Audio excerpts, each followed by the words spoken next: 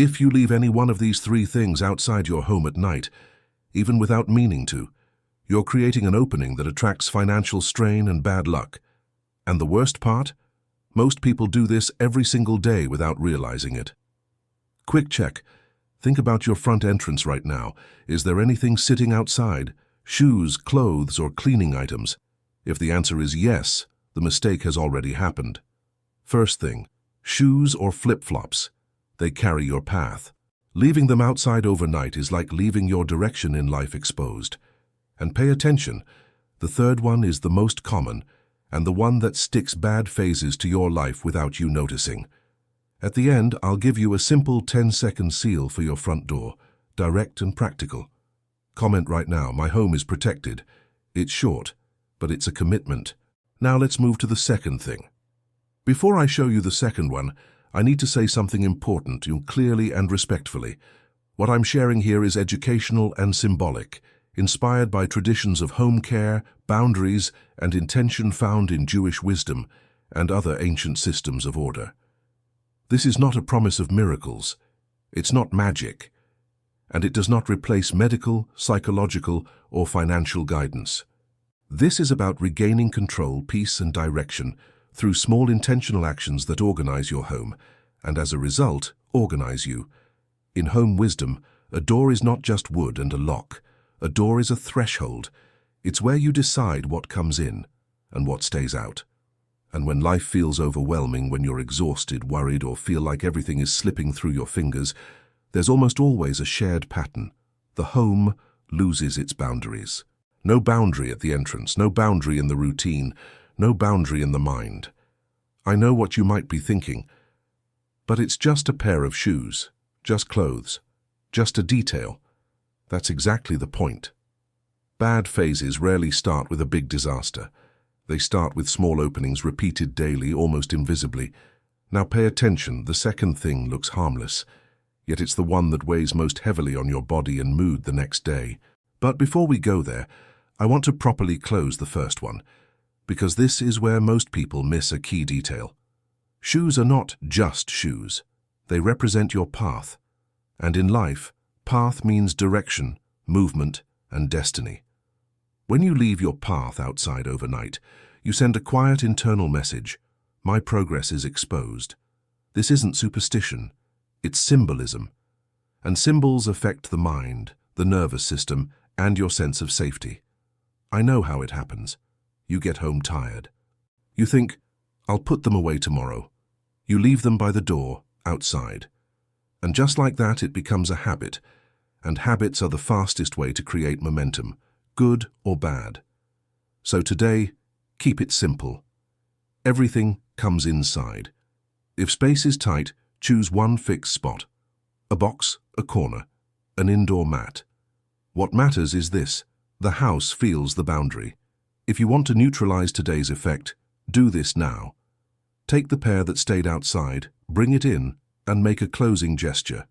Wipe the soles quickly with a damp cloth, or lightly tap them to remove dust and say, calmly and firmly, my path stays with me, my home protects me.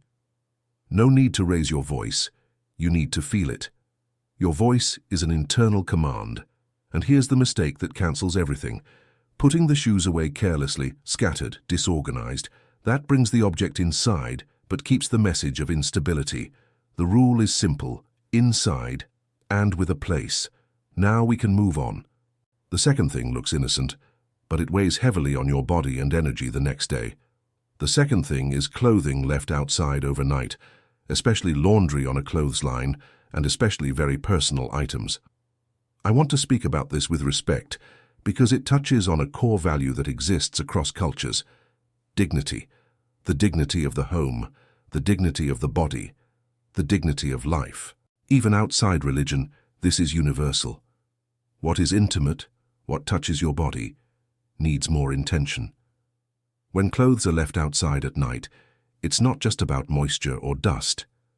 The symbolic message is, what is mine, what belongs to my body, stays exposed. The mind registers this, the home registers this. And the next morning, you wake up feeling off, irritated for no clear reason, heavy, tired. as if something drained you. I'm not here to scare you with stories. I'm here to give you control. So tonight the step is simple. Before going to bed, bring the clothes in, even if they're not fully dry. Hang them inside, in the bathroom, on a hanger, behind a door, wherever. This isn't about aesthetics, it's about boundary. If you want to neutralize the effect of a night when clothes stayed outside, do this. Fold them slowly, with care, no rushing, and say quietly, like someone restoring order inside themselves. I protect what is mine. I bring back into my home what belongs to me. It sounds simple, but for someone living with financial anxiety or a constant feeling of blockage, phrases like this act as an anchor. Because scarcity doesn't start with money. Scarcity starts when everything becomes exposed, careless, treated like it has no value. And you are not without value. Your home is not without value. Here's the mistake that cancels everything. Bringing the clothes in angry, complaining, cursing your life under your breath. You might be doing the right movement, but you're reinforcing the energy of burden. So replace the complaint with a decision. I choose to protect. If this is resonating with you, stay with me. Because the third thing is the most common of all. And precisely because it's common, it goes unnoticed. The third thing is exposed trash. A trash bag left outside overnight. An open trash can. Food scraps to deal with later. A small bag sitting near the front door. This is far more common than people admit. And here's a simple idea I need you to understand. Trash symbolizes what's finished, discarded, over. When that stays exposed at night, the silent message becomes, in my home, what is ending stays open. And that connects directly to poverty and bad luck, because poverty isn't just lack of money. Poverty is a constant sense of leakage. Life lived in patchwork mode. A nervous system that never fully relaxes. And again, I'm not saying anything supernatural will happen. I'm saying this. The home is a mirror. When the mirror shows open discard, the mind starts acting as if everything is unstable. That's when unexpected expenses show up. Forgetting increases. Focus drops. Bad decisions sneak in. So what to do today is simple and powerful. Close it. If there's a lid, use it. If there isn't, tie the bag. And if possible, keep trash away from the mouth of the house and the front entrance. Ideally, take trash out during the day, not as the final act before bed. And if today it was already left exposed, cut the effect now. Close it, organize it, and say, firmly, in my home nothing stays open. I close the leaks. I protect peace. Because that's what the house needs to feel, closure of the opening. Pay attention to this. This item is the most common because it comes from exhaustion. We postpone. We say, I'll deal with it tomorrow, and tomorrow turns into weeks. But life doesn't wait. Now I'm going to give you 2 mistakes that cancel everything. And when you hear them, you'll understand why sometimes you do almost everything right and still feel the house heavy. Mistake number 1, you do everything correctly, but leave the entrance cluttered. The entrance is a threshold. If the entrance is chaotic, the house doesn't read boundary. It reads leak. So the rule is simple. A clear, clean entrance with space for good things to come in. It doesn't need to be pretty. It needs to be clear. Mistake number 2. You do all the steps, but spend the rest of the night repeating the same sentence internally. My life is stuck. Nothing works out. I'm just unlucky. That's a leak through words. And words are the house on the inside. If we want to close the door to poverty, we also need to close the door to the sentence that calls poverty in. In a moment, in the story I'm about to tell you, you'll recognize this with unsettling precision. A woman who did everything almost right, but kept an invisible opening in her routine, and that opening is what changed everything. Stay with me. Because what comes next is the moment when you think, now I get it. Now I want you to do something with me. Take a breath. And remember a phase in your life when it felt like you did everything right, and still, nothing moved forward. Because that's exactly what happens to so many strong women. Women who hold the house together, hold the children, hold the partner, hold their parents, hold the world, until one day they realize they're even holding their own breath, I'm going to tell you a story. And while I do, I want you to notice, where does this touch your life? Where does this feel familiar? Her name was Helen. She was 59 years old. She wasn't careless. Quite the opposite. She was the kind of woman who wakes up early, does what needs to be done, pays what she can, helps who she can, and still tries to smile so no one worries. But inside, Helen carried a feeling she couldn't explain. It was as if there were a faucet left open somewhere, and life was slowly draining through it. It wasn't just money, it was energy, motivation, peace. She described it like this: I put the house in order, and still nothing feels stable. I pay one bill, another shows up. I solve one problem, another appears. I work, I try. But it feels like a bad phase, and the worst part? No one sees it, because on the outside, I keep functioning. And here's the most frightening part. When you become a woman who keeps functioning even when you're not okay, you start getting used to the weight. Then the weight becomes normal. And when the weight becomes normal, you start accepting less than you deserve. Helen didn't realize she was doing this. She wasn't a spiritual person. She didn't invent things or look for signs everywhere. But something kept bothering her. A small detail, a quiet discomfort that always showed up at the same time. At night, when the house started to go quiet, when the lights were turned off, she felt like her home was open, not physically but internally, as if the house wasn't holding her, like it wasn't containing her life. And then something important happened. One day Helen ran into an older neighbor, one of those women who don't talk much, but when they do, it feels like things fall back into place. And without even meaning to, Helen found herself saying out loud, I don't know what's happening to me. It feels like my life is leaking. The neighbor looked at her and asked a simple question.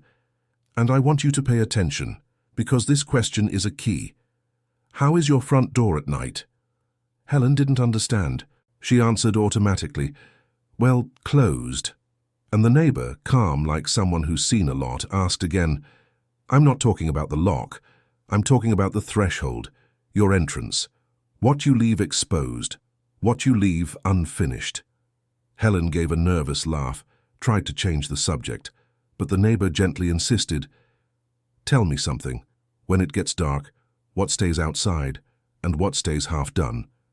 That question alone stops a lot of people right here. Because deep down you already know the answer, you just don't want to say it. Helen went quiet for a second, and in that silence there was shame, there was exhaustion, and there was truth. She started listing. Sometimes the flip-flops stay by the door, the laundry stays outside if it didn't dry, and the trash, I leave it for the morning because at night I don't have the energy. The neighbor didn't criticize her, didn't point fingers, didn't shame her. She just said one sentence Helen would never forget. Then you understand why your life feels like it's leaking. You're leaving the threshold without a boundary. And here's the part I want you to understand with maturity. This isn't about blame, it's about awareness. In Jewish wisdom, there's a deep idea. The world is sustained by boundaries. You see it everywhere, day and night, inside and outside, clean and unclean. Not as moral judgment, but as organization of reality. When boundaries disappear, chaos enters, and the home especially reflects this. A home isn't just a place to sleep. A home is meant to give you back to yourself. When the home doesn't give back, it starts charging you. The neighbor told Helen, tonight you won't do big things. You'll do small ones, but you'll do them with intention. And she gave her 3 actions, in this exact order. First, bring the shoes inside before it gets dark. Second, intimate clothes and clothes that touch your body never stay exposed at night. If they're not dry, bring them in. The home protects. Third, trash doesn't sleep open. What's finished doesn't breathe near your entrance. Close it, cover it, tie it. The house needs to feel that the day is ending. And then came the detail that changed Helen's life. A detail that sounds silly, but it's the kind of thing that separates trying from building a habit. The neighbor said, you're going to speak to the door. Helen almost laughed. The neighbor continued, it's not a performance. It's so you can hear yourself, because your house listens to what you repeat, and so do you. She taught her a short sentence, no drama. My home is my shelter. Only what's good for me comes in. That night, Helen got home and, for the first time in a long while, she didn't go straight to bed. She stopped at the entrance, and this moment matters. Because it's a moment many women never give themselves. A woman can hold the world together, but doesn't give herself 30 seconds. Helen looked at the flip-flops outside, and then something unexpected happened. She felt anger. It wasn't anger at the flip-flops, it was anger at life, at exhaustion, at always being the one who had to fix everything. And if she had stopped right there, she would have done the right action with the wrong emotion. So she paused. She took a breath. And she said to herself, "Tonight I'm not doing this out of anger. Tonight I'm doing this out of decision." She picked up the flip-flops, brought them inside, and placed them in a fixed spot. Not perfect, just consistent. And she said, quietly but firmly, "My path stays with me." Then she went to the laundry on the line. It was almost dry. She thought, "I'll leave it a little longer." And then she remembered what the neighbor had said. The home protects. She brought the clothes inside, hung them in the bathroom wherever she could, and said, "I protect what is mine." Finally, she looked at the trash. It was just a bag, but her mind made the connection instantly. This is it. This is what I do with my life. I leave things unfinished, I leave things open, I delay closure. And it hurt, because it was true. She tied the bag, closed it, and said, "In my home, nothing stays open." Then she walked to the front door. She placed her hand on the doorframe, like someone touching a column that holds their life in place. And she said, "My home is my shelter. Only what's good for me comes in." She didn't feel fireworks. She didn't feel a miracle. She felt something much rarer, relief. Because relief is when the mind stops standing guard. And when the mind stops standing guard, the body rests. And when the body rests, clarity returns, and clarity changes decisions. The next morning, Helen woke up different. Not suddenly happy, just quieter inside. And when you get quiet inside, you start noticing things you'd been ignoring. She realized that for months she had been repeating the same sentences to herself. "My life is stuck. I'm unlucky. There's never enough. Nothing works out for me." And she saw it clearly. That was an open door, a mental door. So she made a simple exchange, and one I'll teach you slowly later. But notice how powerful it is. She replaced "there's never enough" with "I choose to organize what comes in and what goes out." This isn't empty positivity, it's command. Over the next few days, Helen repeated the 3 actions: shoes inside, clothes inside, trash closed, and the phrase at the door. On the 3rd day, something small happened. She noticed she was spending less on nonsense. Not because someone removed poverty, but because her mind stopped operating like a house without boundaries. On the 5th day, a message she had been waiting on for a long time arrived. A small job, a favor, an opportunity. Nothing magical, but enough for her to feel, "I exist again." Pay attention to that sentence. Because many women live like a service, not like a person.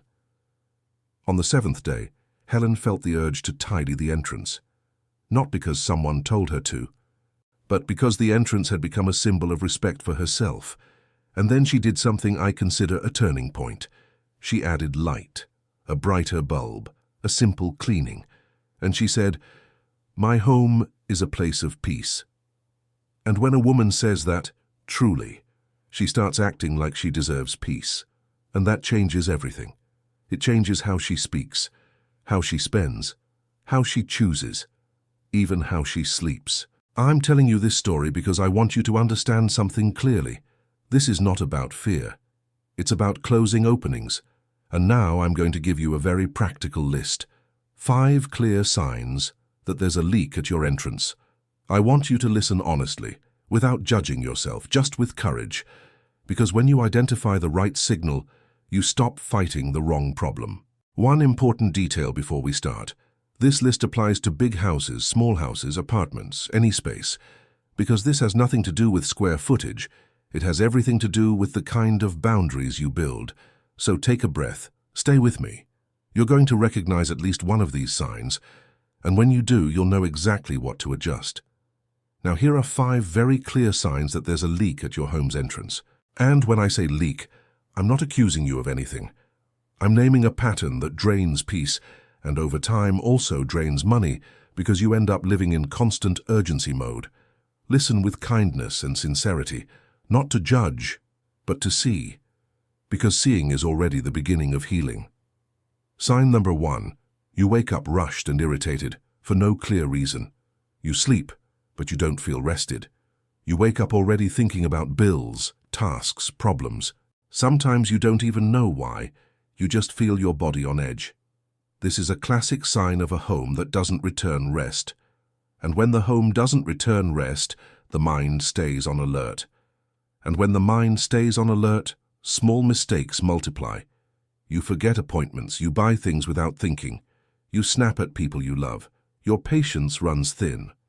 Sign number 2. Unexpected expenses show up one after another. Not one big expense, several small ones. Something breaks, something runs out. Something disappears, and you feel like you're always putting out fires. This is life without closure. It's like one cycle never fully ends before another one starts, already open. And when everything stays open, the feeling of scarcity grows, even if the amounts aren't huge. Because poverty is often this, the feeling that life is leaking. Sign number 3. The house feels heavy, even when it's clean. You clean, you organize, you put things in order. And still, when you walk in, there's a weight in your chest, a lack of motivation, as if the house doesn't embrace you. This happens when there's no clear boundary, no sense of, inside here, I'm safe. There's no closing of the day. And without that closure, the house carries invisible noise, half-finished things, exposed things, things waiting. That exhausts women, because women see what's out of place. Even when they say nothing, they carry it. Sign number 4. Small conflicts grow out of nothing. A word turns into an argument. A look turns into tension. A simple question becomes irritation. Sometimes you hear yourself speaking in a tone you don't even like, and later you regret it. This doesn't mean you're a bad person. It means you're tired. And the home should reduce exhaustion, not increase it. When the entrance has no boundary, when nighttime routines become whatever, the home loses its ability to put life back in order. Sign number 5. You keep postponing simple decisions. I'll deal with it later. Tomorrow, I'll get to it. And slowly this becomes a way of living. Here's the danger I want you to see. Postponing is not rest. Postponing is leaving a door open, and open doors are exhausting, because your brain keeps registering, something is pending. So you never fully relax, and without real rest, clarity disappears. Now, if you recognized yourself in any of these signs, I want to give you a practical path, without pressure. First, if you live in an apartment, you might think, but I don't have a yard or an outside area. It doesn't matter. Outside can be the hallway, the space right outside your door, a laundry area with an open window, that corner where things go just for today. The principle is the same. The threshold needs a boundary. Second, if your home is small and you think, I don't have space, I'll tell you this clearly. Space is not the problem. Not having a fixed place is. A fixed place changes everything. A basket for shoes, a hanger for almost dry clothes, a trash can with a lid. When things have a place, the mind feels order. When the mind feels order, it stops racing. Third, if you're exhausted and thinking, I don't have the energy, I understand. That's why the routine takes 2 minutes. 2 minutes is not about becoming perfect. It's about becoming protected, and protected means boundaries, closure, peace. Now I want to ask you for a quick exercise. Very quick. Imagine doing this for 7 nights, just 7. Not forever, not for life. 7 nights. You don't need to believe in anything. You just need to test it. Your body will tell you, this feels lighter, or this feels the same. If it feels the same, you adjust, but if it feels lighter, you won't want to go back. And now comes the part that helps you commit. I know this audience likes to comment, because commenting is like placing a seal on a decision. Comment below with just one word: home, if you feel the block is in the environment, the entrance, the routine, or words. If you feel the block is in what you repeat internally, in how you speak to life. Just one word, home or words. That's it. Stay with me, because now I'm going to give you what I promised at the very beginning. The 10-second seal for your front door. A simple, quiet closing. Something you can do without drawing attention, but that changes the feeling of the house immediately. And after that, I'll give you a very lean 7-day routine so you don't start motivated and quit by day 3. We're going to do this the right way. So here it is, what I promised from the start, the 10-second door seal. It's simple, it's discreet, and it doesn't create extra work. And I want you to understand the purpose. This isn't about convincing the world.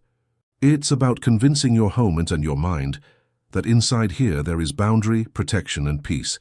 Tonight, before going to bed, walk to your main front door. No rush. Place your right hand on the door frame, like someone steadying a support beam. Take 3 short breaths, 1, 2, 3. That alone lowers the internal noise. Now say one sentence firmly, without apologizing to life. My home is my shelter. Only good enters here. I close the door to scarcity and bad luck. If that feels too strong for you, use this softer, but equally effective version. My home is protected. Peace lives here. That's it. 10 seconds. What you just did was a closure, and closure is the opposite of leakage. Now I'm going to give you the 7-day routine, short and realistic, because I don't want you to quit on day 3. The secret is small actions done consistently. Day 1. Before it gets dark, bring shoes and flip-flops inside and place them in a fixed spot. Day 2. Bring laundry inside. Anything not fully dry gets hung in the bathroom. Day 3. Trash always closed. Tie the bag and keep it away from the mouth of the house, the entrance. Day 4. Clear the entryway. Remove just one excess item. One less object already changes the energy. Day 5. Choose one phrase for the day. I choose peace. Repeat it whenever anxiety shows up. Day 6. Reconcile with your home. Spend 10 minutes organizing one corner that's been bothering you for weeks. Day 7. Repeat everything and observe. Did you sleep better? Were there fewer arguments? Did spending slow down? If yes, you found your point of balance. And here's a final, very important detail. If you miss a day, it's not failure, it's life. You simply restart the next day.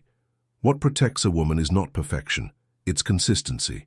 Now I want you to do something for yourself. When this video ends, stand up and do a 2-minute sweep. Shoes, laundry, trash, door, just that. Then come back to the comments and write, 7 days. That's it, 7 days. Because when you write it, you're making a commitment to yourself, and you deserve that commitment. I'll leave you with one last loop, because this is a series. In the next video, I'll show you the innocent phrase many people repeat at home without noticing, and how it quietly invites scarcity. I'll give you the exact replacement, word for word, so you can feel the difference within the same week. Until then, remember, your home is your refuge, and when your home is at peace, so are you.